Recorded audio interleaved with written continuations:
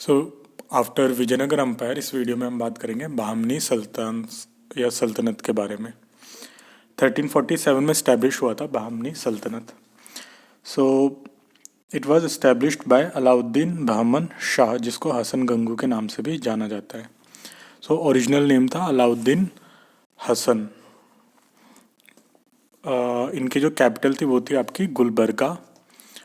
The north Deccan region was the core area of rule for 150 मतलब more than 150 years, struggled with Vijayanagara and later Mughal empire. Firoz Shah was one of the important ruler 1397 से 1422 तक, और Ahmad Shah Wali Bahmani, this was also one of the important ruler 1422 से 1436 तक। ठीक है, बहमनी सल्तनत का introduction.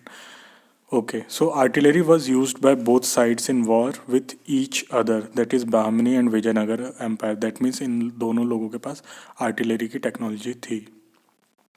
Also, they struck a treaty to avoid cruelty in war, henceforth medieval Geneva Convention. This is important. मतलब ऐसा होता था कि नॉर्थ इंडिया के कंपैरिजन में साउथ इंडिया में कहा जाता था कि जब भी लड़ाइयाँ होती थी तो खून खराबा कम होता था, क्योंकि वहाँ के रूलर्स ने आपस में समझौता कर लिया था, जैसे बहमनी और विजयनगर ने, कि जब हमारी लड़ाई होगी तो जो लोकल पीपल हैं, जो आम नागरिक हैं, उन पर अटैक नहीं किया जाएगा।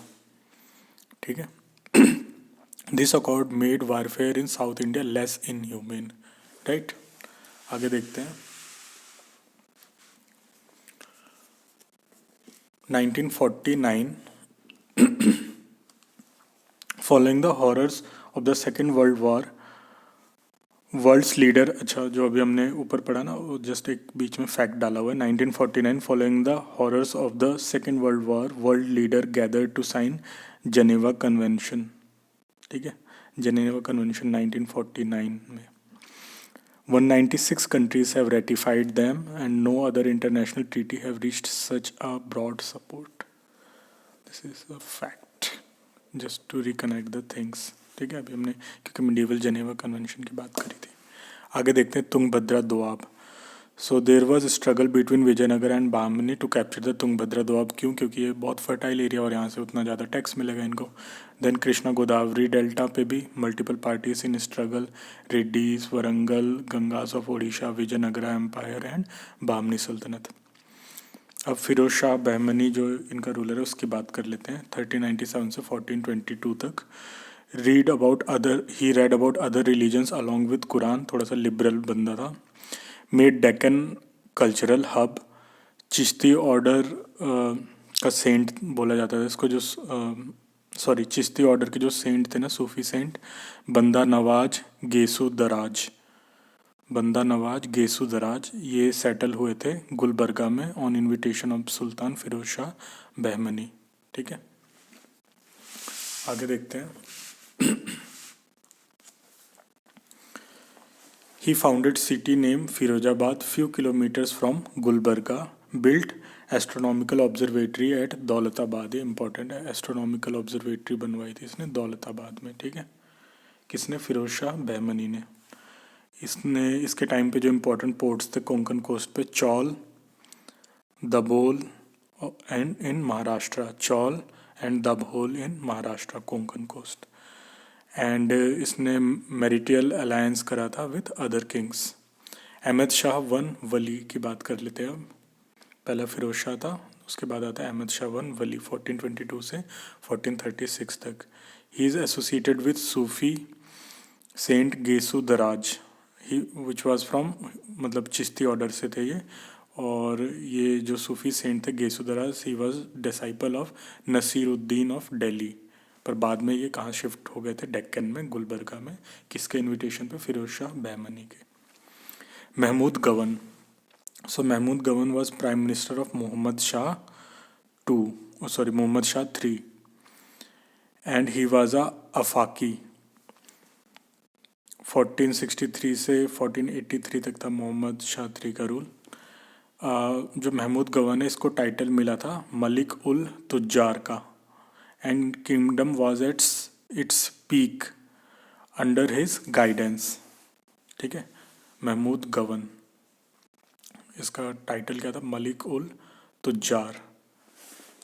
ये प्राइम मिनिस्टर था मोहम्मद शाह III का, जो आगे चल के मतलब बहमनी में ही एक और राजा आएगा। एडमिनिस्ट्रेशन इन बहमनी सल्तनत, ये देख लेते हैं। सो एडमिनिस्ट्रेशन का क्या हाल था, आई होप ये दिख रहा होगा आपको clearly. Kingdom was divided into 8 provinces, और इनको क्या बोला जाता था, तराफ्स। प्रोविंस को क्या बोला जाता था बहामनी किंगडम में, taraf. Taraf were headed by tarafdars. Salaries and responsibilities fixed for nobles. Jagirs and khalisa land also measurement of land, ये सब मतलब उस टाइम पे एग्जिस्ट करता था। So khalisa land is the land owned by the state itself, jagir जो सर्विस के लिeu में दिया जाता है, ठीक है। तो ये सब का मेजरमेंट रखा जाता था प्रॉपर बहामनी सल्तनत में।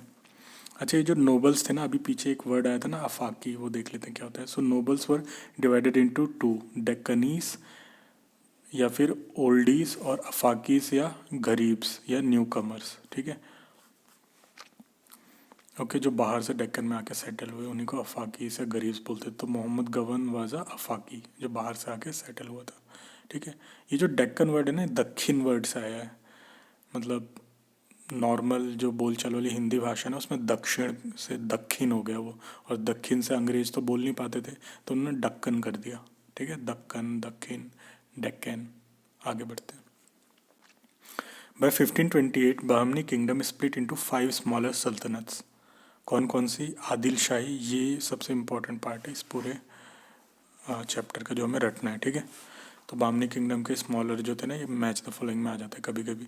सो खासकर स्टेट पीसीस में, Adil Shahi Bijapur, Adil Shahi of Bijapur 1490, Nizam Shahi of Ahmednagar 1490, Qutub Shahi of Golconda 1518, Barid Shahi of Bidar 1528, Imad Shahi of Berar 1490, ठीक है।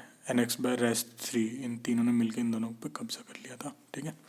तो एक बार रट लेते हैं। आदिल शाही बिदार बीजापुर, आदिल शाही बीजापुर, आदिल शाही बीजापुर, निज़ाम शाही अहमदनगर, निज़ाम शाही अहमदनगर, निज़ाम शाही अहमदनगर, कुतुब शाही गोलकोंडा, कुतुब शाही गोलकोंडा, बरीद शाही बिदार, इमाद शाही बिरार।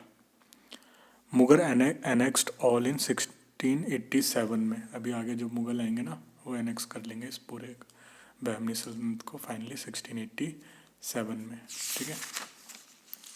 तो बहमनी ने मिलके हरा दिया था विजयनगरा को, और विजयनगर को आगे जाके एनेक्स कर लेंगे मुगल्स। अच्छा, अब कुछ यहाँ टर्मिनोलॉजीज देख लेते हैं।